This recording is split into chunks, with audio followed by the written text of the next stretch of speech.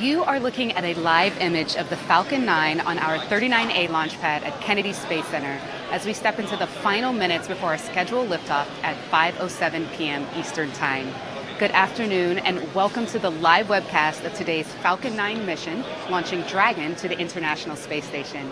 My name is Lauren Lyons and I am a Dragon 2 certification engineer in our Flight Reliability Department. Now today's mission is particularly exciting because it is the first reflight of our Dragon spacecraft.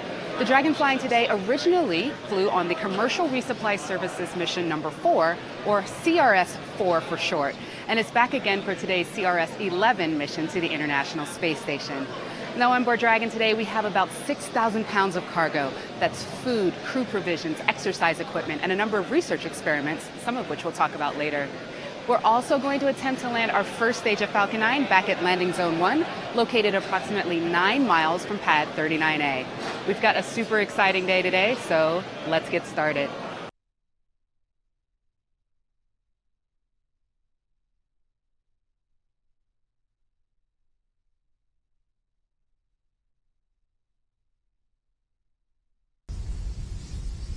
Minus 10, 9, 8, 7, 6, 5, 4, 3, 2, 1. And that's liftoff of Falcon 9. Falcon 9 is clear to power.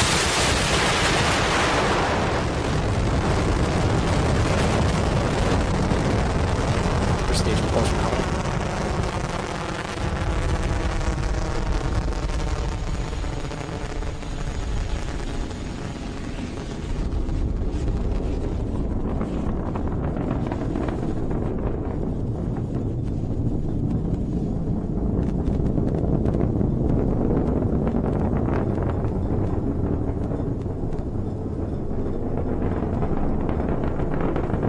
Stage 1 propellant utilization active.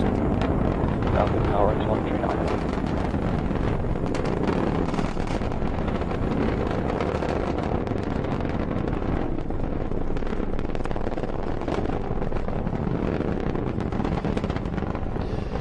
Now, as we swap camera angles, while cloud cover may make some of them not visible, the rumble is still audible as Falcon and Dragon ascend through the atmosphere. We're about to reach supersonic speeds. You'll hear the call out on the net.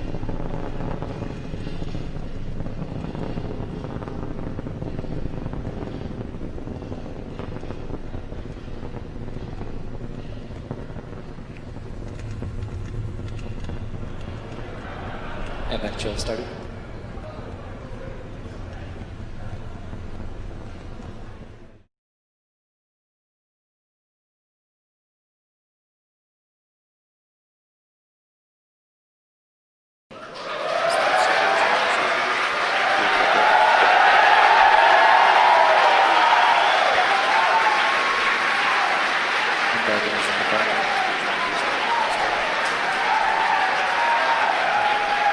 As you just heard, we had that successful transition from the responsibilities of the first stage to the second stage. Main engine cutoff, stage separation, second stage engine start, and then the boost back burn to bring that first stage back to landing zone 1.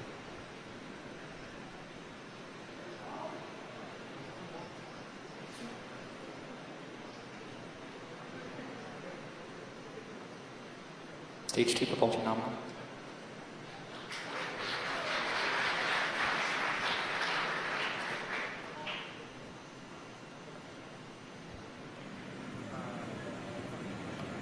So as you just heard from Brian, it sounds like we had a successful stage separation and a successful light of that second stage engine. That means that the Dragon is currently on its way to the International Space Station. Now coming up soon, we're going to have a few events coming up in quick succession.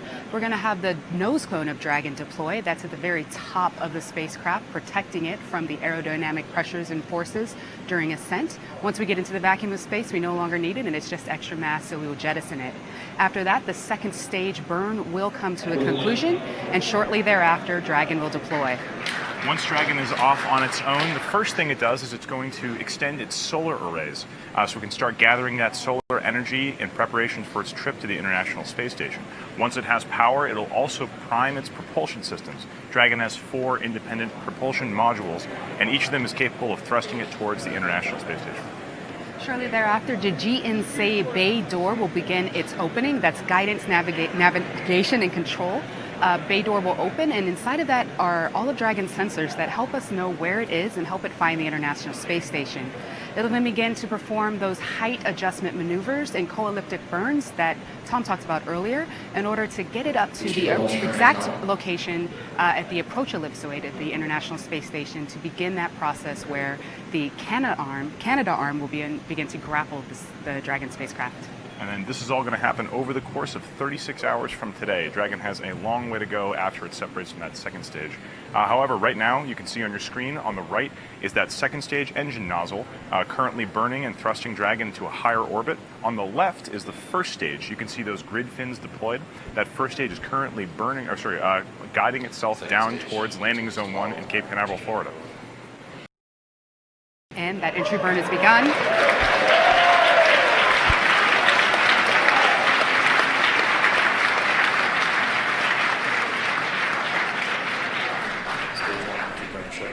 And the entry burn has shut down. And the next burn going to come up shortly thereafter is going to be that landing burn.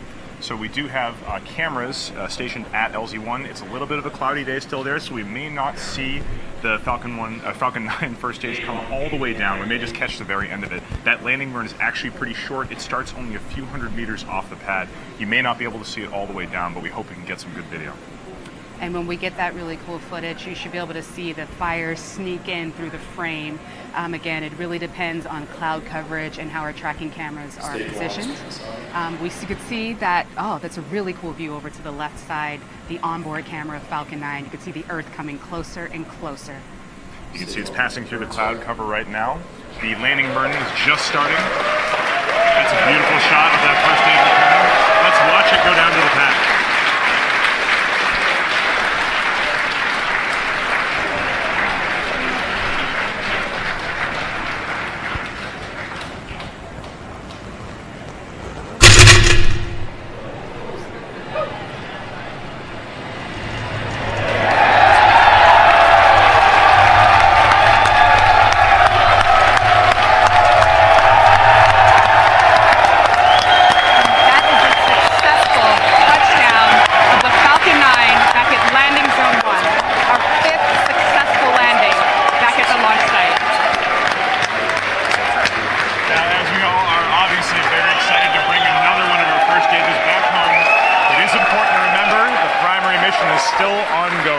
That is to bring the Dragon spacecraft to the International Space Station. Let's get a status update on how our primary mission is doing.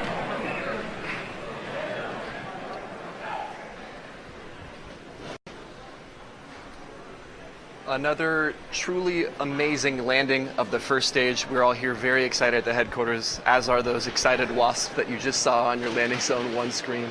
But let's focus back onto the primary mission now, which is how second stage is performing with Dragon. Now, second stage follows a very different burn profile than first stage.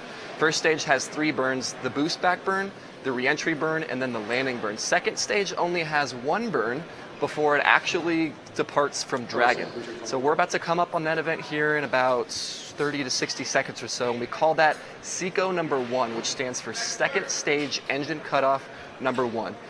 We'll follow through and listen into that, and then we'll discuss the events that will occur thereafter.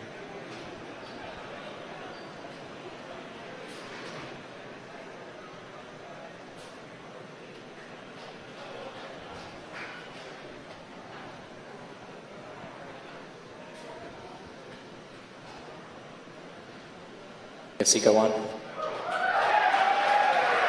SECO 1 as the glow of that MVAC-D engine fades.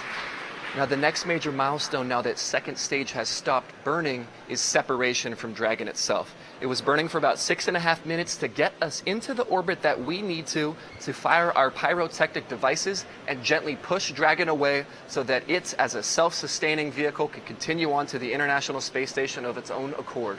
So let's listen in for separation of Dragon from second stage here in a moment.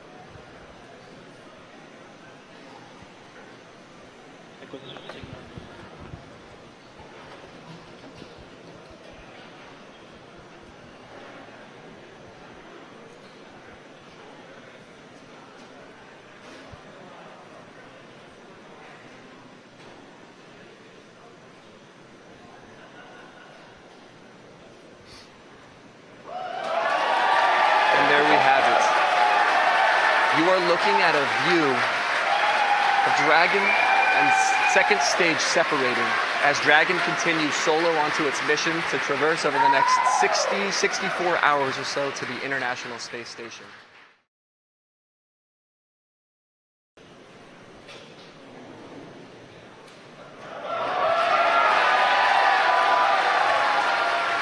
And there you have it, as the wings of Dragon extend slowly out the passive springs from the trunk so that we can harvest energy from the sun over the next 2.5 days as we journey up to the space station. It has been a wonderful timeline so far for this very first reflown Dragon. Best of luck and continue on to your mission to the International Space Station. And with that, we are coming to a close on our webcast. It's been a successful day for SpaceX, starting with Falcon 9, a successful launch of the first stage and the second stage as well, with the second stage taking Dragon to its intended orbit, and stage 1 returning to land for our 5th successful on-land recovery. And Dragon has had a wonderful start to its mission. The first reflown Dragon is now in space on its own accord. Its solar panels are deployed, and it's beginning the process of its extended mission. So like we've been saying, Dragon's journey is going to take about 36 hours to complete to get to the ISS. Please follow along with all of our media channels to follow along with exactly how Dragon's doing. We'll be keeping you as up to date as we can. We'd like to thank NASA for being our partner in these resupply missions, now the 11th that we've flown. We'd like to thank the Air Force and the range for supporting our launch today from Kennedy Space Center. And we'd like to thank you, the viewers, for tuning in. Thanks for watching yet another successful SpaceX launch.